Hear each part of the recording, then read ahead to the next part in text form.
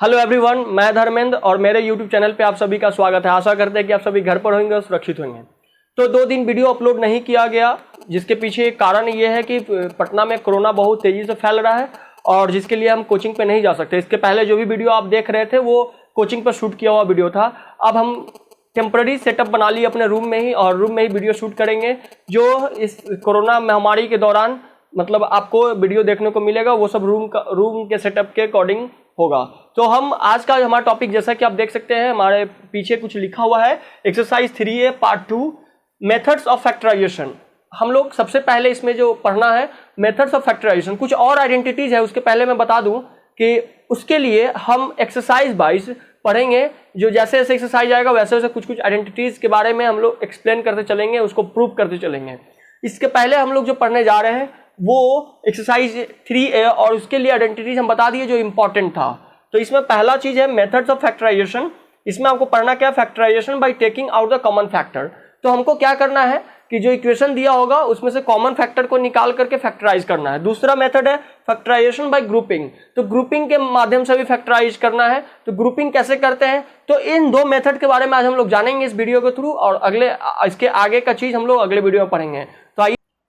तो हम लोग सबसे पहले पहला मेथड पे कुछ एग्जांपल्स करेंगे, उसके बाद हम लोग कुछ क्वेश्चंस पे जाएंगे। तो कॉमन फैक्टर निकाल कर कैसे बनाते हैं, कॉमन फैक्टर को निकालना है उसके बाद बनाना है। तो एग्जांपल से इसीलिए समझा रहे ताकि आपको समझ में आए, उसके बाद क्वेश्चन की तरफ बढ़ेंगे। तो इसमें 5 और 20 का सबसे पहले कॉमन फैक्टर निकालना। कॉमन फैक्टर का मतलब HCF निकालेंगे। 5 और 20 का HCF क्या होगा, 5 होगा। तो आप इसमें क्या कर लेंगे, 5 को कॉमन ले लेंगे, ठीक है। और उसके बाद A² और A का HCF क्या होगा, तो A होगा, तो आप A को भी कॉमन ले लेंगे। अब इस तरफ क्या बच जाता है, तो 5A² में से 5A को कॉमन ले लिए तो A बच जाता है। अब इस तरफ क्या बचेगा, तो 20AB में से 5A को कॉमन ले लिए तो अब देखिए यहाँ पर 4 हो जाएगा। 5 4 जा 20 हो जाता तो 4 हो जाएगा। A तो कॉमन हो गया, B बच गया। तो ये आपका सवाल बन गया है। अब इसके तरफ बढ़ते हैं। 36 और 60 दोनों में कॉमन क्या है, कॉमन फैक्टर यानी कि HCF क्या है, तो HCF हमारा 12 है। आप देख सकते हैं 12 से ये भी डिवाइड हो जाएगा, 12 से ये भी डिवाइड हो जाएगा, ये HCF आ गया। उसके बाद AQ और A² और AB, इसमें से कॉमन क्या ले सकते हैं, तो आप देखिए AQ और A² का HCF क्या होगा, A²। उसके बाद BB का HCF B ही होगा, तो B को ले लेंगे। चलिए अब इसमें क्या बच जाता है, तो इसमें बच जाता है आपका 12 3 जा क्या होता है, 12 3 जा होता है 36, तो 3 कॉमन आ गया, 3 अंदर में लिख देंगे, 12 कॉमन हो गया। उसके बाद इधर बच जाता है A और B तो कॉमन हो चुका है ऑलरेडी, यहाँ पर माइनस है। अब देखिए यहाँ पर 60 में 12 से डिवाइड करेंगे यानी कि 5 आ जाएगा, 12 5 या 60। A² कॉमन है, B भी कॉमन है, तो बच जाता है C। तो ये आपका सॉल्व हो गया। इसको बोलते हैं taking out the common factor. तो कॉमन फैक्टर को क्या करेंगे हम लोग, बाहर निकाल लेंगे। इसमें भी कॉमन फैक्टर क्या था, 5A। दोनों में जो कॉमन होगा उसको हम लोग निकालते हैं, यानी कि HCF को बाहर लिख देंगे और बाकी चीज को अंदर में लिख देंगे। इस तरीके से ये आपका जो पहला मेथड था वो क्लियर हो गया।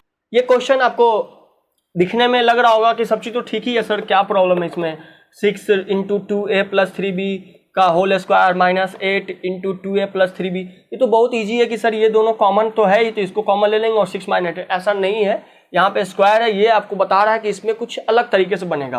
और 6 और 8 जो है इन दोनों में भी कुछ रिलेशन है जो अभी आपको पता चलेगा। तो देखिए ध्यान से देखिएगा, आपको समझ में आ जाएगा। हम सबसे पहले क्या करेंगे, 6 और 8 का HCF निकाल लेंगे। तो 6 और 8 का HCF क्या होगा, 6 और 8 का HCF होगा, आप देख सकते हैं यहाँ पे दोनों को डिवाइड करने के लिए क्या चीज है, तो 2 से ये दोनों डिवाइड हो जाएगा, तो 2 हो गया 6 और 8 का HCF। इन दोनों में 2 हो गया 6 और 8 का HCF। अब इन दोनों में क्या हो जाएगा, तो इन दोनों में आपको जैसा है 2A + 3B, क्योंकि यहाँ पर 2A + 3B जो है 2 टाइम्स और यहाँ पे 1 टाइम, तो 1 टाइम कॉमन ले लिए, यानी कि HCF इसका कॉमन ले आ गया। अब ये आपका कॉमन हो गया, तो अब इधर क्या बचेगा, इधर अब ध्यान से देखिए, 6 में से 2 को आप कॉमन ले चुके हैं, तो क्या बच गया 3। और इधर 2A + 3B में दो बार था, तो उसमें से एक बार कॉमन ले लिए, तो क्या बच गया 2A + 3B एक बार। फिर इस तरफ आ जाता है माइनस। अब इसमें से आप 4 में से 2, 8 में से 2 को कॉमन ले लिए हैं, तो अब देखिए 8 में से 2 को कॉमन, यानी कि ये जो 8 का HCF यहाँ पर आया था ना, 6 और 8 का HCF 2, तो यहाँ पर अब क्या हो जाएगा 4, आपको दिख रहा होगा। और बस ये ऐसा ही रह जाएगा, क्यों, क्योंकि ये तो कॉमन पहले ले चुका। ये प्रोसेस हो गया। इसके बाद इसको हम ऐसे लिख देंगे 2A + 3B और ये अब जो स्क्वायर ब्रैकेट उसको हटा देते हैं, 3 2 जा 6a प्लस 9b माइनस 4 का जैसा है वैसे ही हो गया। तो ये आपका फाइनली आंसर बन करके आता है। ये आंसर नहीं होगा, ये होगा। हम आपको ये कुछ सवाल इसीलिए बताए हैं क्योंकि आप उससे मेथड समझ में आ जाएगा आपको कि करते कैसे है। क्वेश्चन जब करेंगे तो आपको समझ में ज़्यादा अच्छे से आ जाएगा, क्योंकि क्वेश्चन के दौरान अगर हम बताते तो मे भी थोड़ा सा टफ था। पहले हम क्वेश्चन के दौरान ही बता देते थे कॉन्सेप्ट को भी, लेकिन थोड़ा सा समझने में दिक्कत हो जाता और आपको समझ में नहीं आता कि इस पैटर्न पे कितना सारा क्वेश्चन बन सकता है। तो इसी वजह से हम क्या किए हैं कि हम पहले आपको तरीका बता दिए और उस पर कुछ सवाल करवा देते हैं, उसके बाद हम लोग क्वेश्चंस करेंगे तो आपको ज़्यादा अच्छे से समझ में आएगा। तो दूसरा मेथड जो है आपको पता चल चुका, ग्रुपिंग मेथड। इसमें ग्रुपिंग मेथड कैसे बना सकते हैं, तो इसको AB प्लस BC ये एग्जाम्पल है, तो इसको एक ब्रैकेट के अंदर में ले लीजिए और AX प्लस CX को एक ब्रैकेट के अंदर ले लीजिए। इसमें आपको कॉमन क्या दिख रहा है, तो इसमें कॉमन दिख रहा है B, तो A प्लस C हो जाएगा इधर। अब इसमें कॉमन क्या दिख रहा है, इसमें कॉमन दिख रहा है X, तो A प्लस C हो जाएगा इधर। तो फाइनली आपका क्या आ जाएगा, तो देखिए A प्लस C और A प्लस C दोनों में कॉमन है, तो A प्लस C बाहर पहले लिख देंगे, उसके बाद B प्लस X। ये आपको फैक्टराइजेशन तो पहले से पता होगा। ये बहुत आसान था, इसमें कुछ नहीं करना, पहले ग्रुपिंग करना है। ग्रुपिंग कैसे किया, तो देखिए ग्रुपिंग तब कब करेंगे जब HCF निकलने के लायक हो या कॉमन निकाल सकते हैं। जैसे कि AB और BC का ग्रुपिंग हम इसीलिए क्यों, क्योंकि इसमें B कॉमन है। AX और CX को ग्रुपिंग इसीलिए किए क्योंकि यहाँ पर X कॉमन है। तो जब X कॉमन है तो आप उस तरीके से इसको कॉमन फैक्टर के रूप में बाहर लिख दीजिएगा। तो बिल्कुल पहले ग्रुपिंग किए, उसके बाद क्या किए, कॉमन फैक्टर को बाहर लिखे। तो अब AB प्लस BC में से B को कॉमन ले लिए क्योंकि HCF B ही आ रहा है, तो B कॉमन ले लिए। उसके बाद A बच गया इस तरफ, AB में से B कॉमन हो गया तो A बच गया, और BC में से B कॉमन हो गया तो C बच गया। दूसरे तरफ X और CX में से कॉमन क्या हो गया, X, क्योंकि दोनों का HCF अगर निकालेंगे तो X ही आएगा, जो X से ही दोनों डिवाइड हो जा रहा है, X और X, तो ये कॉमन हो गया। उसके बाद A प्लस C, यहाँ पर A बच जाता है इस वाले सेक्शन से और इस वाले सेक्शन से C बच जाता है। अब दोनों में क्या है, देखिए ये एक अलग सेक्शन है और एक अलग सेक्शन है, इन दोनों में ये A प्लस C और A प्लस C कॉमन है।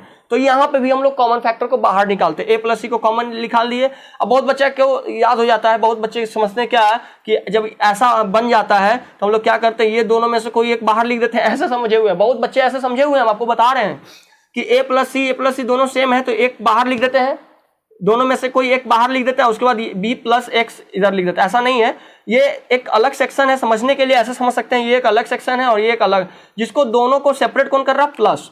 तो इन दोनों को प्लस से सेपरेट हो रहा है।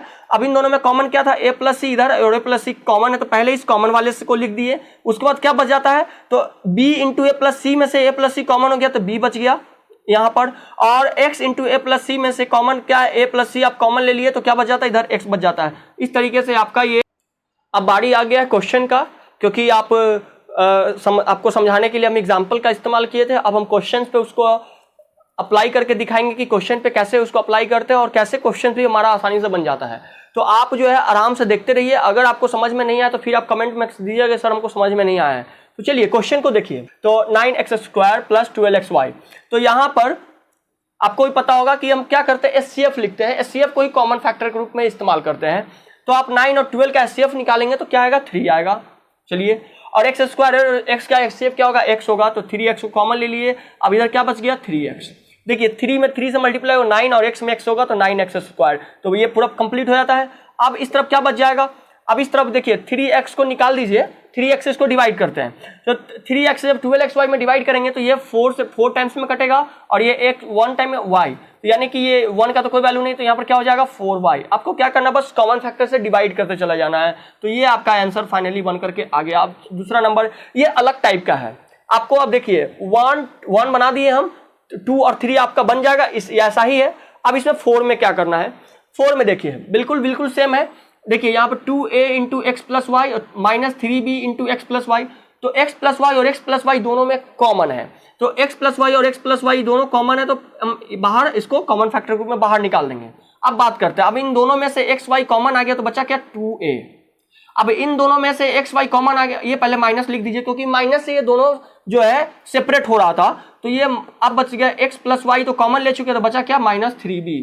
तो ये आपका बन करके तैयार हो गया। बहुत कुछ करना ही नहीं है, बहुत आसान है। अब चलिए यहाँ देखते हैं, इसमें देखिए ये अरेंज इसका सही से नहीं हुआ, अरेंजिंग नहीं हुआ है सही से।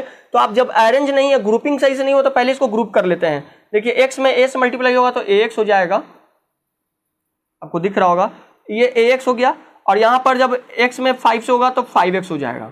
इसको हम लोग पहले क्या कर लेते हैं, अरेंज कर लेंगे सही से, उसके बाद फिर y में 5 से तो ये क्या हो जाएगा 5y हो जाएगा, सॉरी 5y, और प्लस माइनस माइनस ही रहेगा और ये ay हो जाएगा। अब इसको हम लोग अरेंज करेंगे, ये थोड़ा सा अलग तरीके का अरेंजिंग हो जाएगा। तो हम इसको अरेंज कैसे करेंगे, तो देखिए यहाँ पर हमको a पहले आया था ना, तो a को इधर पहले ले आएंगे, ax माइनस 5x और माइनस ay और प्लस 5y, ऐसे लिख लेंगे। अब हम आराम से इसमें से x को कॉमन लिए तो a माइनस 5 हो गया।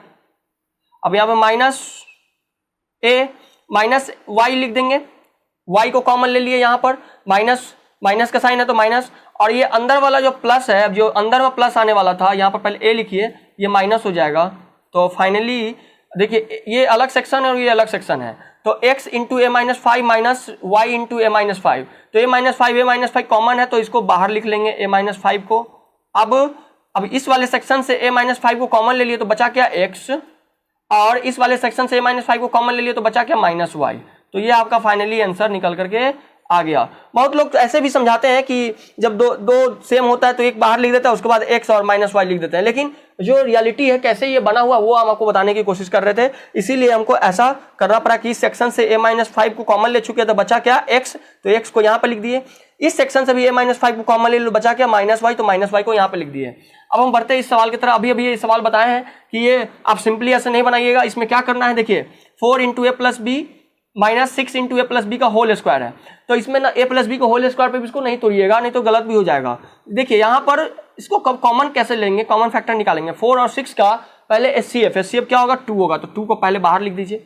उसके बाद ए प्लस बी और ए प्लस बी दोनों में आपको कॉमन देखिए, यहाँ पर 2 टाइम और यहाँ पर 1 टाइम है, तो एक 1 टाइम तो कॉमन ले ही सकते हैं, तो ए प्लस बी कॉमन ले लिए। अब यहाँ पर आते हैं, अब इस तरफ जब आएंगे तो देखिए आपको इससे इसमें डिवाइड कीजिए, तो ये तो ए प्लस बी और ए प्लस बी तो क्रॉस हो जाएगा, बचा क्या 2 से 4 को डिवाइड करेंगे तो 2 बचेगा, तो इस तरफ आ गया 2 माइनस। अब देखिए अब ये 6 है, तो इसमें फिर हम 2 इंटू ए प्लस बी से डिवाइड करेंगे, तो देखिए 1 टाइम कट गया, बचेगा 1 टाइम, और 6 में 2 से करेंगे तो 3, यानी कि 3 इंटू ए प्लस बी, तो यहाँ पर 2 into a plus b, 2 minus 3a minus 3b, ये आपका बन करके आ गया, यही आपका आंसर भी होगा। तो आज के लिए इतना ही, अब हम अगले वीडियो में इसके आगे क्वेश्चंस करवाएंगे।